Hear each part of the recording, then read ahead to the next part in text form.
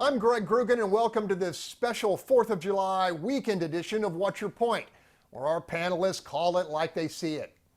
As the nation celebrates its independence, we have invited a special group of guests, talented young leaders, so-called millennials, who have already demonstrated a desire to lead our community into a future filled with both uncertainty and opportunity. Let's greet them. Former House candidate Michele Leal with the Latino PAC. Genevieve Carter, communications chief for the Harris County Republican Party. Former city council candidate and co-founder of Momentum Education, Raj Sahotra. Founder of Urban Reform, Charles Blain. Former city council candidate and conservative Anthony Dolcefino rounds us out, so let's begin. Freedom. What should freedom look like in this nation? Is it simply the right to think, to worship, to say, to love what and who you please, as long as you don't trample on the rights of others? Or should the very concept of freedom evolve? Should freedom now include the elimination of fear? Fear of economic insecurity, fear of lack of health care, fear of limited access to education, fear that humans have destructively altered the climate, fear of involuntary removal to a country of origin, fear of racial disparity, and worse. With that, we begin our discussion. Freedom, the essence of our democracy. What liberties should it guarantee as we move deeper into the 21st century? A lot to unload there. Let's start with Charles Blain. Yeah, so I definitely think freedom does evolve, the idea of freedom. I look back at my family, and my grandfather in Alabama had his church burned down 3 times and had to rebuild every time. My dad in 1950s Alabama South Carolina went to segregated school, and so their idea of freedom was very different than what I'm facing now. But I don't think that the principles and the values that we fight for, personally, me as a conservative, change very much. And so I think when you're talking about freedom of fear, I don't really think that's the case. I think we should be all fighting for equal access and equal opportunity to the same things that we're all, granted and protected under our Constitution. But I don't think that we should expand it and start looking at these other areas. That's when I think we start to kind of see this overreach and we start to see government encroaching in areas of our lives where we shouldn't be having it encroach. So I do think we should have equal opportunity things, but when we start to try to have government grant this freedom for things that they should not be involved in, I think we enter a scary territory. Michele Leal, what about freedom and our discussion of freedom is essential? Sure. I probably have a little bit of a different take than Charles. I think it's hard to feel like we have freedom without having some equity at the same time. And when a lot of the things that you just mentioned in terms of healthcare and economic insecurity and financial insecurity and, feeling the freedom not to be returned to a country of origin. All of those things are centered around substantial inequity and the inequities that, quite frankly, this country was founded on. And I think that we need to evolve from that, certainly. Okay, Anthony Dolcefino, does that expansion of the word freedom cheapen it? Well, I think the fight for freedom is more important now than almost at any time before. You look at right now at the snap of a finger, our county judge can decree in an authoritarian manner that you're not allowed to participate in the economy and open your own business. I think that's one of the biggest battles we're facing right now. And I also think there's a broader cultural battle going on right now when it comes to tech censorship and free speech online. Your right to even participate in the public square of ideas is being threatened with big tech monopolies getting involved, weighing the scales on who can weigh in. And so I think the fight for freedom lives on. It's moving into the modern era. And I think so those are some of the issues that we have lots of work to do on. Raj, I'm eager to hear what you think on this subject. Yeah, I think that, at the core of it, I think FDR was right 40 years ago when he said freedom from fear being one of those 4 freedoms. And I think in order to accomplish that, in order to get to the world which Charles and I think we all want, this world of equal opportunity, you have to have freedom from being worried about whether you're going to go to a school that actually has the resources for you to be successful, whether the next time you have a healthcare emergency, you're going to go bankrupt, or whether you're by the very virtue of doing the job you have to do in order to have an opportunity, you might get sick, given the pandemic. And so I think before we are talking about the battle of freedom, it is a battle for sure, absolutely. But in order to win that battle, in order to ensure that we have equal opportunity, folks have to be free from all these other challenges that I think historically we have not spent enough time and energy thinking about, and we're seeing the repercussions of that today. Genevieve, for most Republicans, freedom is equivalent with liberty. Do you see an expanded definition or peril in expanding the definition? That's a good question. I think right now our nation is facing a pivotal time, and many millennials and young Americans are wary of their freedom. The Republican Party was built on the principles of personal freedom and upholding our constitutional rights. And I think this election in November is hugely significant because young American voters are going to be supporting candidates who can, in good faith, uphold the Constitution and not choose to reframe or bend the conversation to benefit their own interests. We recently celebrated Juneteenth, which some see as the Independence Day for African Americans. Charles Blain, my question for you, have African Americans achieved equal treatment under the law? And if they haven't, are they being denied freedom in its truest sense? I think under the letter of the law, that's the case, but under the color of the law, I think it's a little different. Actually, there's a book called Color of Law it's absolutely one of my favorite books that talks about how, redlining back in the day, you see the consequences of it today. So I think there is still a fight for things like that, but I think the fight is just much different than what we're facing today. I think that the obstacles that we have to overcome are very different. I don't want to say they're higher or lower than what we had to face before, but they're different. And so I do think that we have freedom.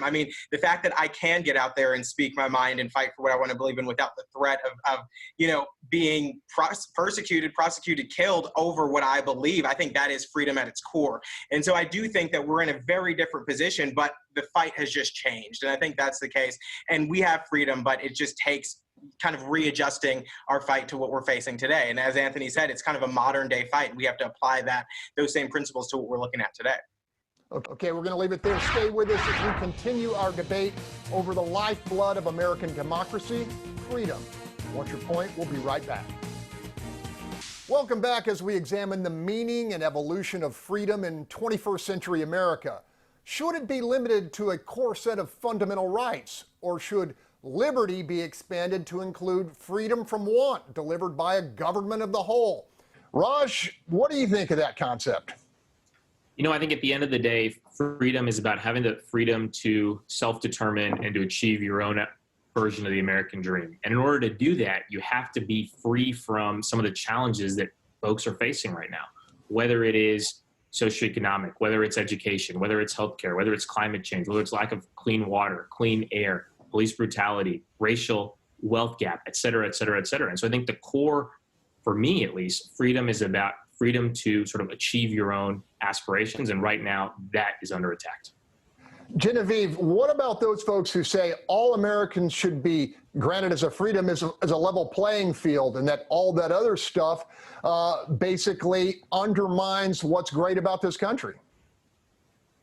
When it comes to the national discussion that's happening right now, it's important to remember that as Americans, we all have individual rights protected by law, including the freedom of action and speech to enact change. It is a slippery slope when our government attempts to threaten any of our civil liberties, but we have to get to a place where people feel safe in their communities and security measures can be taken without seriously compromising privacy and civil liberty.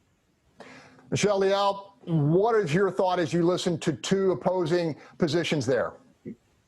I would have to echo what Raj said. I think that, when you're not starting at a level playing field because of all of the inequities that he just named, then, it's not really a fair situation, and you're not really starting off from the same place.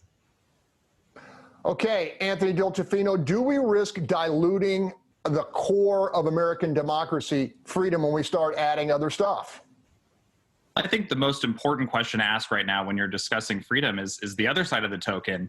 Look at the angry mob in the streets that is, looting and destroying small businesses, something we have a right to do in this country is own a business and to participate in the economy. That's being violated right now. If you have any opposing viewpoint, the mob will tear you down, destroy your life, and keep you from being able to have a job or speak out online. These are the things that are violating freedom in our modern day. And I think freedom fighters need to resist the mob mentality that is dictating our culture, the cancel culture that has taken root so deep. All right, we're going to leave it right there. Coming up, as the nation grapples with racial bias and chronic police brutality, the challenge of reimagining public safety is squarely on America's table. Our millennial panel dives in after the break. Breonna Taylor, George Floyd, Rayshard Brooks. Black Americans whose lives were cut unnecessarily short by police, whose core mission was supposed to be protecting and serving all citizens, including those who became their victims. Somehow, amid a veritable sea of solid policing, a constant and pernicious malignancy remains, and the evidence is undeniable. A long and growing list of fatalities, mostly citizens of color, shot or choked or beaten by so-called officers of the law. The killings caught on video have pushed America to a tipping point and triggered urgent demands across the national spectrum for serious, demonstrable change, a reimagining of public safety. Panel, are those calls justified? And if so, what should policing look like in the years to come? And I'm going to start with you, Michele Leal. Sure. You know, I think that what we've seen is just a very small picture of what's been going on in this country for a very long time. We just didn't always have the technology to broadcast it to the world in real time, and that's a picture of a justice system that is completely unjust. And of course, reform is needed. It's a systemic level problem, and I think that we need systemic level reforms in order to address it and to bring justice and equity to communities of color, and specifically to the Black community in this country. Okay, Charles Blain, we talk about this issue all the time. You know, we know now that the Republican proposal died in the Senate because the Democrats said it didn't go far enough. I mean, do you fear that this is stalling?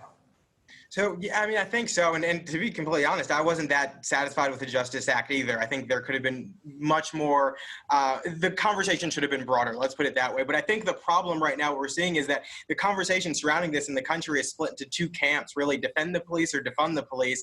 And there's a lot of room in the middle where we need to be talking about where there are reforms that need to be made. And we shouldn't be, defending every cop, nor should we be talking about defunding every police department. We need to find this middle ground where, Camden, New Jersey, for instance, has found where they, quote unquote, defunded their police. Really, it was just a consolidation of different departments, and they kind of increased community policing and different things like that. So I really think that we need to bring it to the middle ground. There's a lot of reform that needs to be had.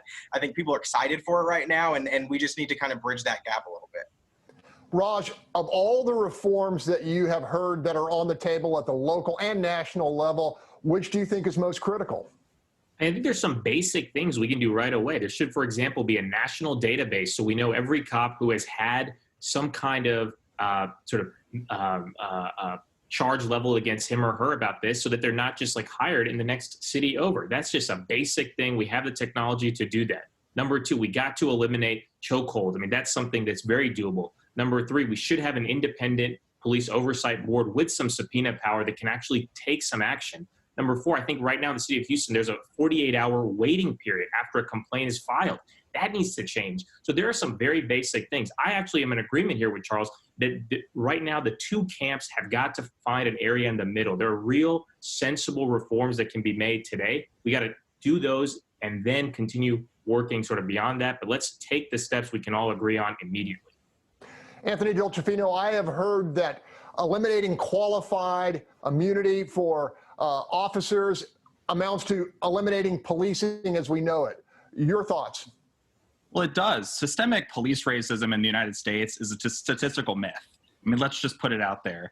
When it comes to playing with fire with our police departments, I think it's a public safety concern first and foremost. We saw what happened in Atlanta when we're putting a police officer up in the face of a death penalty for doing his job in an unfortunate situation that took place. When you start playing with fire, talking about defunding police, talking about getting rid of qualified immunity, which will basically lead to us having no officers in the street, you really are doing damage to the fabric of this country. And I think we've seen this country come unglued. The rioting going on in the streets is because so many police departments have been having to sit on their hands while the country burns. And I think that we've made steps, such as adding body cameras into the mix, that have been rejected by groups like Black Lives Matter. So when you're willing to work with people and you're willing to take steps to improve the situation, there has to be some give and take here, because our police officers are being destroyed by the mob, and we need to stand with them.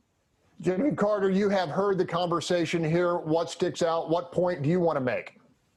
You know, I think that everyone on this panel comes from different backgrounds that, you know, really do. We all agree that we need change. I also think that what Charles mentioned in terms of finding the middle ground is super important. But I think when it comes to extreme messages and proposals around defunding the police, the one thing that's really missing is prioritizing our victims. Crime rates are increasing. They have definitely increased during the shutdown. We need to get back to being public safety being not a partisan issue, but just a priority in general. Okay, quickly to Raj, do you think we will see substantial change here in the city of Houston, where the mayor and the police union are closely allied? You know, I think we have an opportunity. You know, we have to renegotiate the contract soon, and that provides an opportunity to really put into place some changes. And I think there's a potential, you know, to make some of the changes. Let me just go to this body camera point. It's fine to have those, but we got to have them on, and we got to have the footage released. We cannot just hold the footage back, or else, you know, why have the body camera?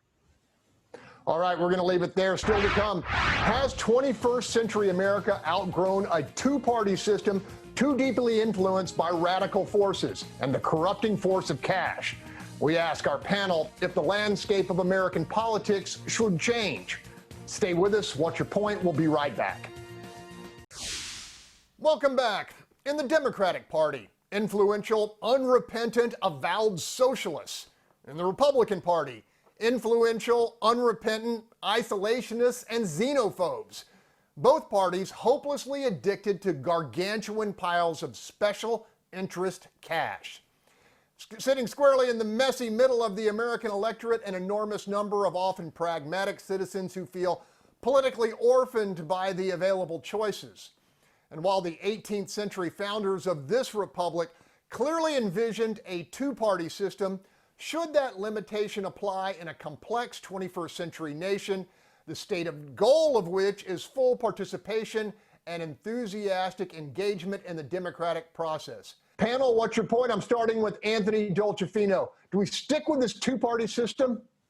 Well, you know, I'd like to move away from the uniparty system that we so often see. When you look at forever wars, when you look at trade, when you look at all these different issues, so often you see both parties influenced by corporate influence, and it's affecting our American democracy. You see the rise of populism on both the left and the right, and that's a response to corporations' influence over our government and our politicians refusing to stand up on principle.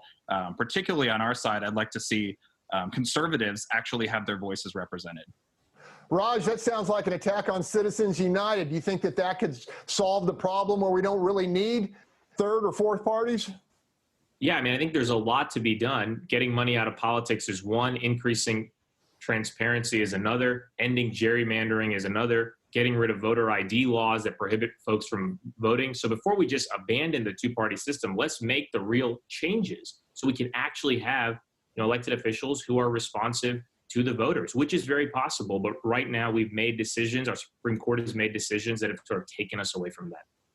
Okay, Charles, am I the only one that feels like there are forces on the periphery of both parties have an outsized voice, an outsized influence? I mean, they do have a very strong voice and a very strong influence, but I think it's because of other issues. I mean, our system has been around since what, like 1854, this two-party system, and so upending it, you know, changing election law to embolden or empower these other parties, I don't know that that's the greatest idea because of a lot of unintended consequences that we just don't know of. I think the real problem that we have is just a lack of civic engagement, a lack of statesmanship. A lot of that has changed over the years, and I think by focusing on those issues, really getting people more involved in it, we'd see more change, more positive change than upending this current system. Michele Leal, what's your take on this issue? You know, I think Charles said something interesting about a lack of civic engagement. And speaking for myself as a Latina, I will say that one party I feel doesn't want me, doesn't respect me, and just I feel completely maligns me. And then I feel the other party just completely takes me for granted and overlooks me. So, I think that contributes to a lack of civic engagement, and perhaps it's something that we need to look at as we look at whether it's dismantling. Okay, Genevieve. That's definitely something that we need to consider. Genevieve, I want to jump in there with you and ask you, can the GOP have a bigger tent? And is that something that's really a goal of this party? I'm actually going to speak on behalf of as a former Capitol Hill staffer. I had a boss who was a United States Senator who would often say democracy is not the art of what's perfect, it's the art of what's possible. To enact laws and policies that are good for our communities and good for the American people. So our nation was founded on the idea of a two-party system. And I think, the further you get away from Capitol Hill and from Congress, people are blinded by the spin of social media and media ratings. And they don't see that to pass legislation, you have to have bipartisan support from the majority and the minority parties. And it also takes support from both chambers, the House and the Senate. And our lawmakers, especially in the House, need to recognize that they were sent to Washington by the people, and they have to work together on behalf of the American people. Okay. I think we'll leave it right there. Up next, the new and frightening normal of human existence under the threat of global pandemic. What should be brought to bear to limit risk and protect the generations to come? That's our topic when we come back. Welcome back. The stuff of science fiction has become our undeniable and ongoing reality. A fast-spreading deadly virus without a vaccine disrupts every aspect of human society. Our government, caught unprepared, scrambles to respond and then rolls the dice with various stages of reopening despite warnings from the scientific community. We do not yet know how this story will unfold and how this chapter of man versus microbe will end. What we can anticipate is the eventuality of another outbreak and, if wise, heed the lessons taught by the pandemic we are living. So, panel, moving forward, should America invest a formidable amount of its treasure and innovative capacity preparing to better meet the next viral challenge to humanity? Raj, I'm going to start with you.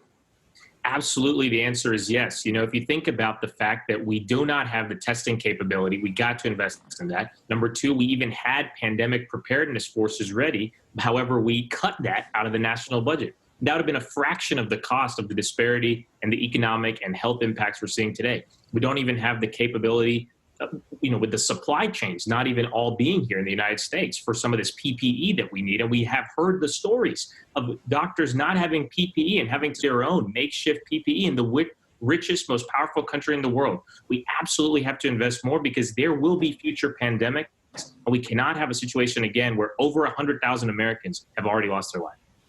Anthony Dolcefino, have we, in a sense, been penny wise and pound foolish when it comes to preparing for stuff like this?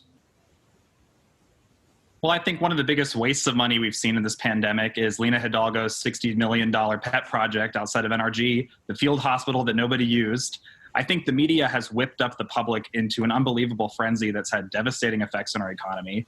A factoid you don't hear on the news every night is that the median age of death from COVID is 80 years old. I think that tells you everything you need to know. The very old, the very sick need to be at home, need to be staying safe, and we need to be doing our part as well. But that doesn't mean we destroy society over it. And I say in the future that we are more quick to restrict travel from other countries. The Democratic Party was whipped up into a frenzy whenever we suggested we need to cut off travel from countries that already had COVID infections. And it definitely spread the rate of transmission drastically. Michele Leal, I'm looking at you. Have you been whipped up into a frenzy? No, I don't think so. I don't think so. And I want to address Anthony's point. The ability to stay home is a privilege reserved for those who can afford to do so. And that doesn't apply to a lot of working class people in this country. And we've seen our definition now of what an essential worker is shift and expand to recognize the people that are working in the grocery stores, that are doing, delivery services, all of these things that we now consider to be essential workers that don't have the privilege of staying home, quite frankly. Genevieve Carter, is the middle ground here national security? I mean, let's think about this. If we had spent military money preparing for this national pandemic, perhaps we wouldn't have had to spend trillions of dollars reacting to it. Do you think there could be middle ground there? You know, this pandemic has been an unprecedented challenge. However, we always have the opportunity to prepare. And I think our leaders are going to learn from this time and realize that preparation is key. And whether it's a healthy stockpile of healthcare equipment, which President George W. Bush prioritized during his administration, or research and development for treatments and vaccines, we must take these preventative measures seriously. But I also have to agree with Anthony, and it's important that we take a look at the self-inflicted economic impact from this global pandemic. You know, our states and cities across the nation shut down and put businesses and Americans out of work. Tens of millions of people are still unemployed, and it's growing rapidly every day. So we've seen the effect right here in Houston with a lot of our businesses and industries forced to close down or cut back. And that self-inflicted damage is going to impact local economies and industries for a long time. So we have to ask ourselves, how can we better prepare for the future? Okay, Charles Blain, we've got about 45 seconds here. It's been said those who do not heed history are doomed to repeat it. What are the lessons to be learned here? I think the lessons to be learned are one of the things is the beauty of the free market. I mean, what we saw immediately was a lot of private companies stepping up, and whether that was to create PPE, hand sanitizer, repurposing their distilleries to create hand sanitizer, rushing to create vaccines, speeding up the schedule to be able to bring them to market. We saw a lot of stuff like that, and I think we need to really embrace that. Another thing we need to learn is that a lot of these regulations that states and cities just jump to suspend, I think we can look at those and keep them suspended because clearly they weren't necessary. So we've got a lot to learn from this. Okay, we're going to leave it right there. Still ahead, COVID-19 has changed the way we live and work.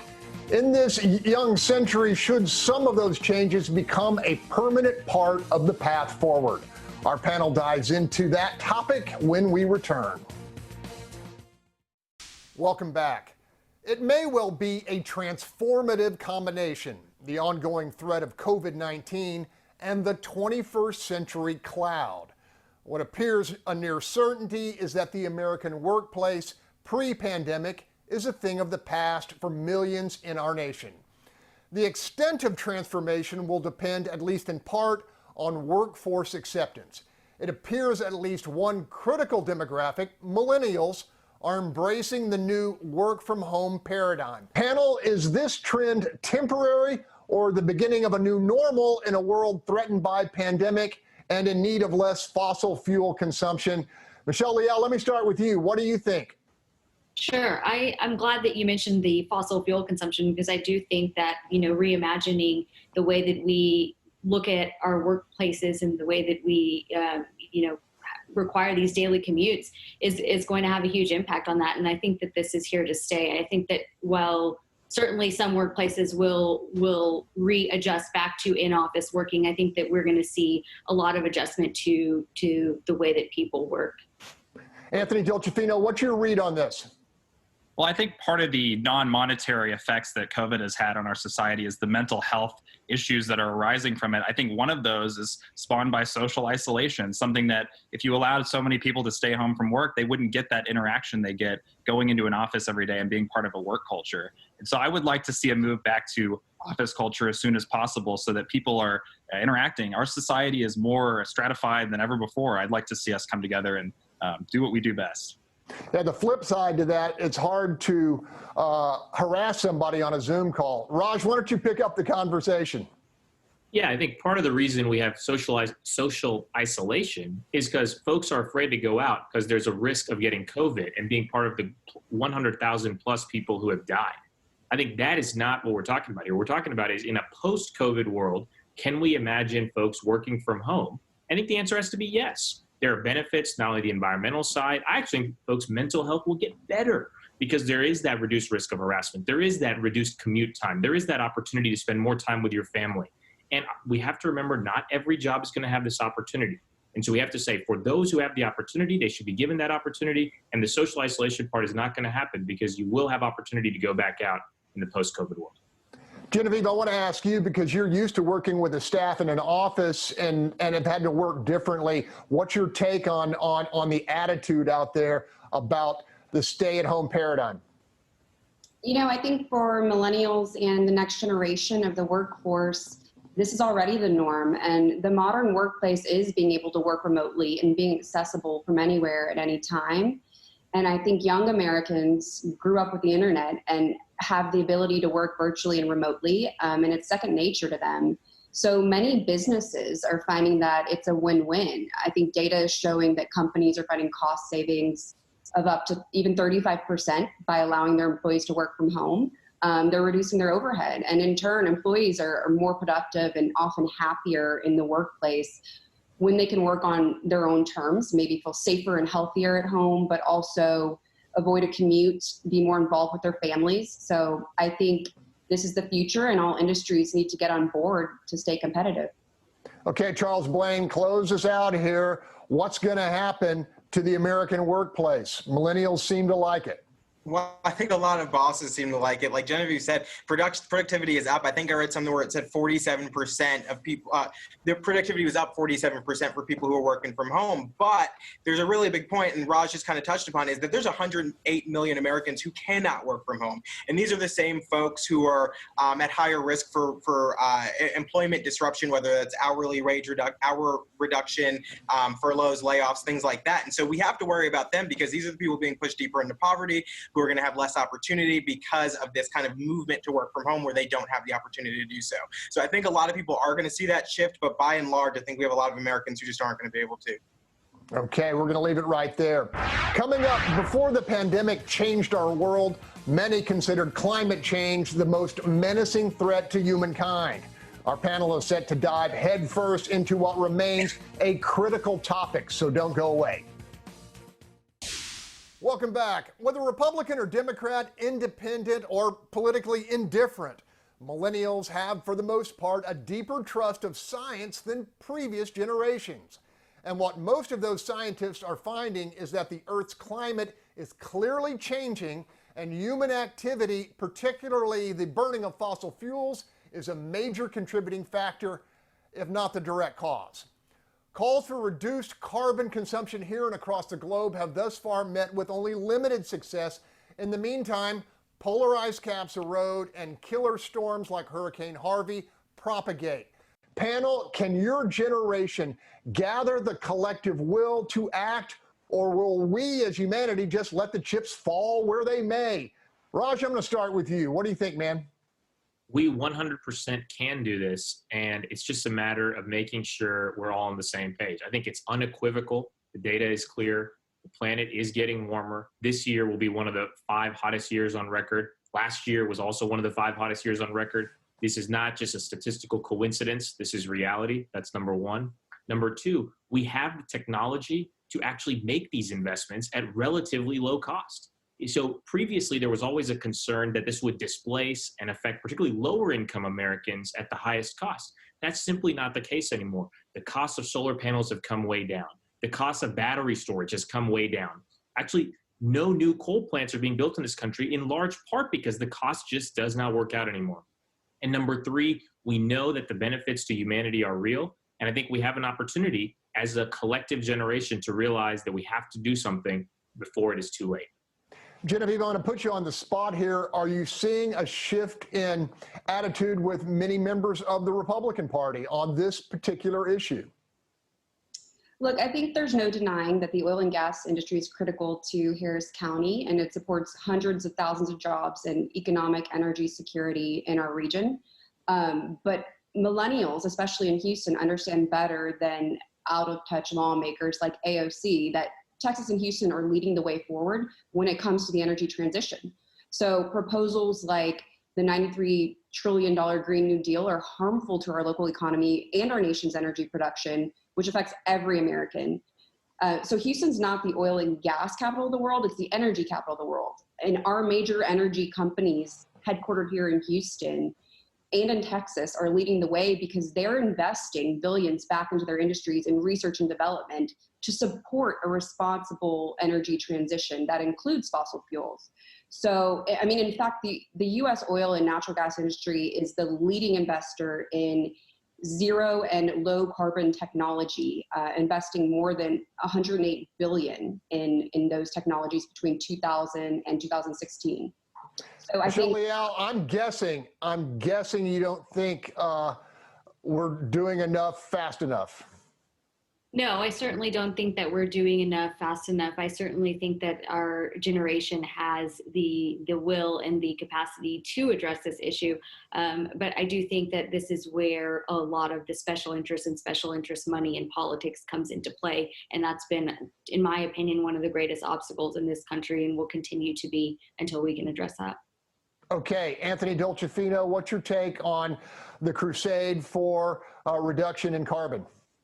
On the topic of special interests, the renewable energy lobby is pouring millions of dollars into our politicians to have them get free government money to do their job, building wind turbines and solar panels. I think the free market is responding well, as Genevieve said, to the challenges we are meeting today. Innovation can be done through market forces, and I think that that is the future going forward. As Genevieve said, Houston is leading the way. Okay, Robert Bryce, the energy writer, says alternatives will be economic when they're economic. Charles, do you have a problem with subsidizing renewables? I do. I mean, I often speak out against subsidies in general, but I think until they become more efficient or more cost effective, it's not going to be a widespread solution. I mean, if you look at Germany and Denmark, wind capitals of Europe, the cost per kilowatt hour for homes is about 40 cents per kilowatt hour. And you look here and it's, I think, like roughly 12 cents per kilowatt hour. So until you can make it more affordable, it's not going to be something that's going to be widespread, especially for developing nations where you really do need kind of just fossil fuels to reduce those costs to get these folks out of poverty. I mean, I just don't see how we're going to end up there without massive amounts of subsidies, which isn't something I can get behind. I'm going to ask Raj for a quick response. Take 20 seconds. Remember, there are real externalities that we have to price in. Fossil fuels have externalities. Those who support the free market know that those need to be priced in. They're not being priced in right now. Don't take it from me. Don't take it from AOC. Take it from Secretary of State James Baker, who is backing a carbon tax and dividend. Let's get that done. Okay, stay with us. We're going to talk about the inevitable collateral damage of battling climate change in human terms. Who will pay the steepest price? That question on our table when this special edition of What's Your Point returns. Welcome back. Fact, every historic improvement in human quality of life has been accompanied by a corresponding increase in energy consumption. Also a fact, substantial portions of the human population, literally billions of people, are hindered by inadequate electrification, or worse, no electrification at all. For the near term at least, author Robert Bryce believes disrupting the generation of electricity using fossil fuels would prolong poverty and illiteracy in regions of our world in desperate need of economic development. For those waging the war against carbon, must these under-resourced societies simply wait and suffer? Raj, I'm going back to you. Should they have to wait and suffer, or is there really a solution for them? No, they don't. I think, again, we don't have to have a one-size-fits-all solution. So where there are areas where we can take steps to add more renewable and low-carbon energy, let's do it, and let's understand that there will be some parts that will be in a transition phase, and that's fine. Okay, Anthony, what do you think of this? I actually agree with Raj on that point. Sometimes you'll find a small village where solar panels will do the trick.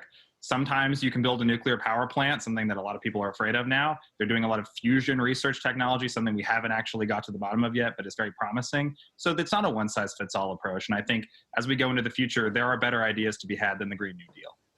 Okay, Michele, the challenge of climate change is immense. Are we going to have collateral damage in order for the greater good? I don't even know if I would describe it as collateral damage when you think about who the greatest users are of the resources that our climate has and who is suffering the most, as a result of lack of resources and also as a result of climate change in this country in particular that is predominantly low-income Black and brown people. So I think that we just need to think about equity and, in terms of how we address climate change as well.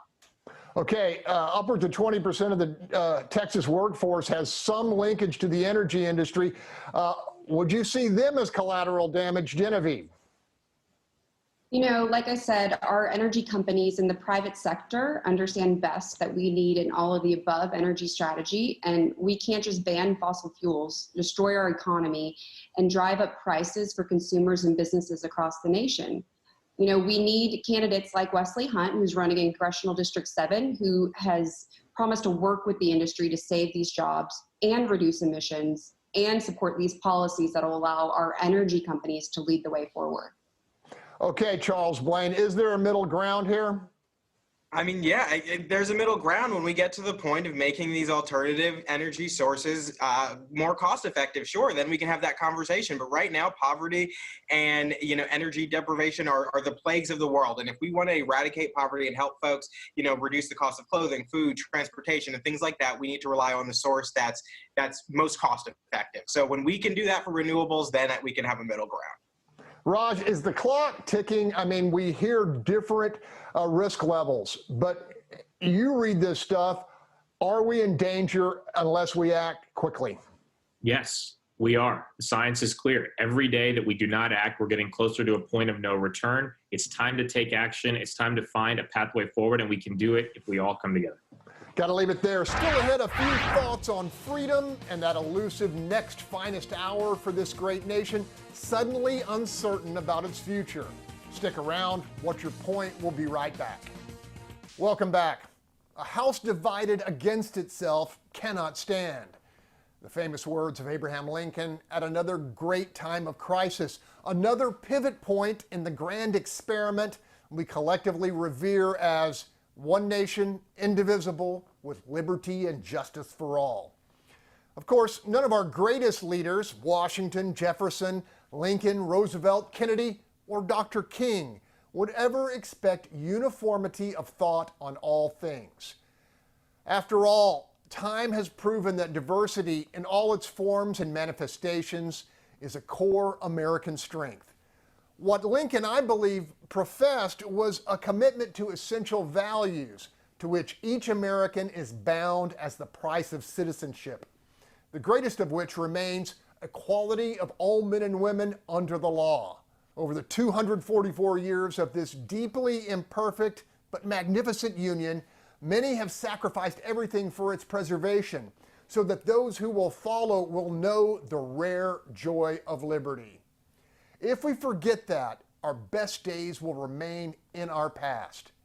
But if we have the integrity, the self-preservation to remember, our finest American hour is still yet to come. That's my take and all our time. Fox News Sunday with host Chris Wallace continues the conversation. From all of us here, have a safe and joyous Independence Weekend.